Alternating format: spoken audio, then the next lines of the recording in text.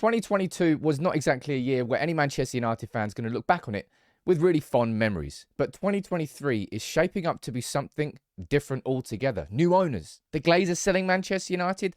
I mean, that in itself would make 2023 a great year. But what Erik ten Hag is doing with this team, he's bringing something new. And this discipline that he's had since day one as Manchester United manager is really starting to have a major difference, a major impact on this team. So I'm going to run through in this video why and how I think Ten Hag's been able to do it since day one. So many examples of it that I can bring and show to you, and they all fall in line with each other. None of them contradict each other. And every single player is subject to the same rules. Make sure you drop a like on the video. It's New Year and you still get another video. I mean, come on. What more could you want? But Marcus Rashford speaking, that Marcus Rashford is Manchester United's in-form player. Yeah, he was dropped for the game against Wolves. And Man United were pretty lacklustre in attack in the first half. Is he going to come back to haunt Ten Hag? No. Rashford comes off the bench and scores the winner. And speaking after the game, Rashford explained exactly why he was dropped from the team. This is what Rashford had to say. And note as well, by the way, the smile on his face. Thanks, Lindsay. Marcus, you're in a bit of minor trouble with the boss, should we say? But have you made amends now?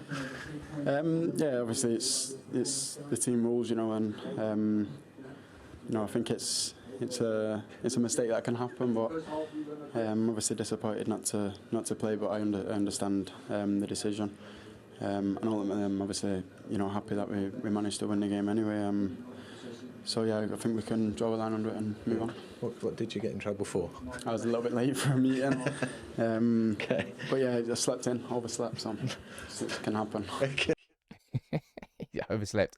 I can relate to that, Marcus, considering I did the exact same thing on Friday, but the less about that we talk about, the better.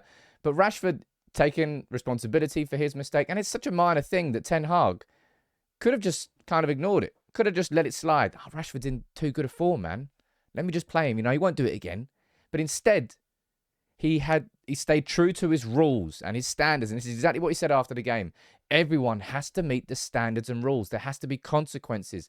That's what I expect on the pitch. And if Erik ten Hag had decided to sort of overlook Rashford being late for the meeting, he would have undermined himself. He would have undermined his own rules. So in the short-term pain of not having Rashford in that first half, for the long-term gain of what that will do for the mentality and the control that he has inside this squad is absolutely massive. And what I want to do right now is remind you about a big problem that we've had at this club for so long, and that's player power. And I always thought that was the single biggest challenge that faced Erik ten Hag coming in as manager. And what I want to do now is run through chronologically exactly how he's started to change that. And what I said there is so important.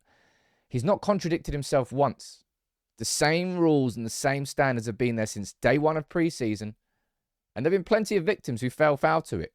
You remember, of course, that there was, I don't think we know exactly who it was. Obviously, there were rumours that it was Garnacho that was late for 2 meetings, so he was dropped from the squad. Diogo Dalot spoke about Erik ten Hag's management style out on the pre-season tour. We know Erik ten Hag's tough love is for the greater good, and this team needed some tough love because they have been mollycoddled into just the most uncomfortable environment in the world, and that poisonous player power attitude was something that was eating our club from the inside out. Now, you'll of course remember what happened after Brentford. Maguire was dropped. Shaw was dropped. Maguire, who was captain of the club, dropped. Doesn't matter. You played shit, you're dropped. Shaw, dropped. Ronaldo, one of the greatest goal scorers of all time, doesn't matter, dropped. And not only that, but Erik ten Hag took it upon himself to join in with the punishment that he put on those players after that 4-0 win. I thought that one was a significant moment in terms of the respect that the players have, and it goes back to exactly what I said there about there's no contradictions in what Ten Hag's doing. Here, everyone has to meet the standards. And what Ten Hag decided after that Brentford game, he said, you know what? I'm taking some responsibility for that as well. He didn't just force it on the players, and he could have. He could easily do it. He's a manager, he can do what he wants. But he didn't. He did the running too, and I imagine that helped. Now, of course, the biggest example of Ten Hag's controlling this team is Ronaldo. And what went on with Ronaldo? Of course, when he walked out of the stadium who was it? I think it was Raul Vallecano. in the pre-season friendly at Old Trafford. Ten Hag's first game at Old Trafford, the first time that Ronaldo had played with the squad. Ronaldo wasn't the only player to leave before full time, and Ten Hag spoke about it. He said, "Look, you can't do that. He's not allowed to do that." And of course, Ronaldo then did the same thing again after Man United's best performance this season in years, that 2-0 win against Spurs. Ronaldo refused to come on as a substitute. Ten Hag punished him, dropped him from the squad. And I'll tell you what, look, I'm glad that Ronaldo, he got what he wanted, right, in the end. No, he didn't. Nobody wanted him. Nobody ever did want him. He's gone for the money. Unlucky Ronaldo. Less said about that, the better. But the Ronaldo situation, right, on top of dropping Maguire and dropping Shaw and dropping Ronaldo after Brentford, on top of dropping the player for the pre-season, being late to the pre-season tours, meetings. For Marcus Rashford there, our most informed player, being dropped because he was late for a meeting and he overslept. It's a minor infraction, but it's an infraction nevertheless.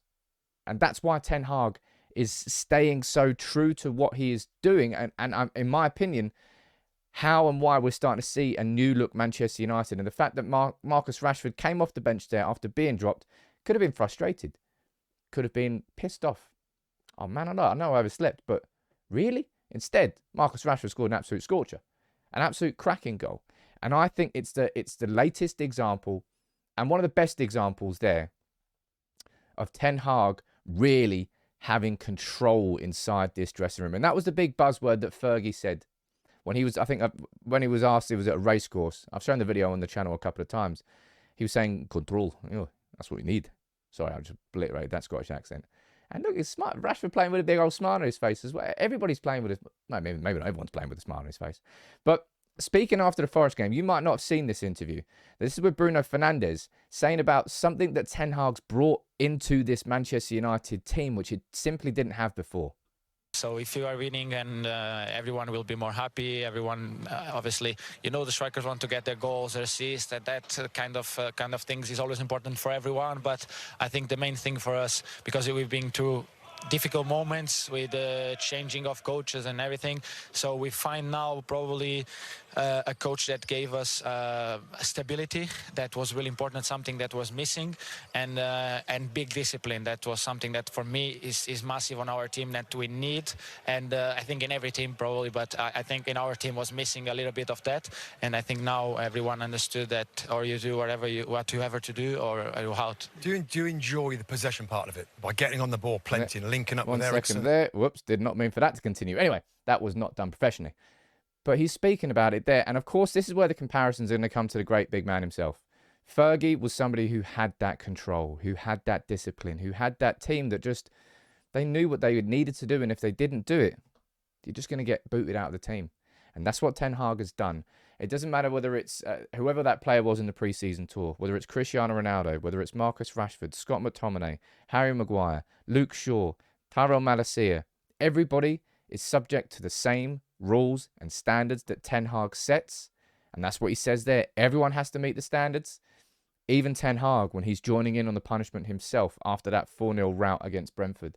And look, Ten Hag, he wants the level of performance every single week to be there. Because maybe it's a lunch game, but you have to be ready for it. It's the responsibility of every individual player. Some were not ready. Some were not on the front foot. Were not focused. Then you have your problems. Ten Hag, look, man, this is what a way to go into the new year with such real positivity around our football club, on and off the pitch. On the pitch, it's all because of this man. I knew he was the right man. Back before even Ragnick was put in charge, I hoped that it was going to be Ragnick followed by Ten Hag. It's exactly what happened. And obviously the Ragnick situation didn't particularly work out. But Ten Hag is the right man. Has been the right man since day one. And we're seeing different elements and different sides to this United team that show this mentality really is switching and changing for the better. And his words there that everyone has to meet the same standards, if that becomes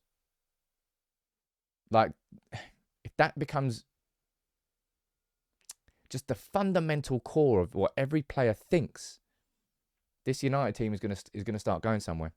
It really, really is, and it's all down to that man. That Happy New Year to everybody. Happy 2023. I'm looking forward to it on this channel. So make sure you subscribe if you're new, because we've got this bloke in charge and we're about to get new owners. 2023, I think, is going to be slightly better than 2022 for United.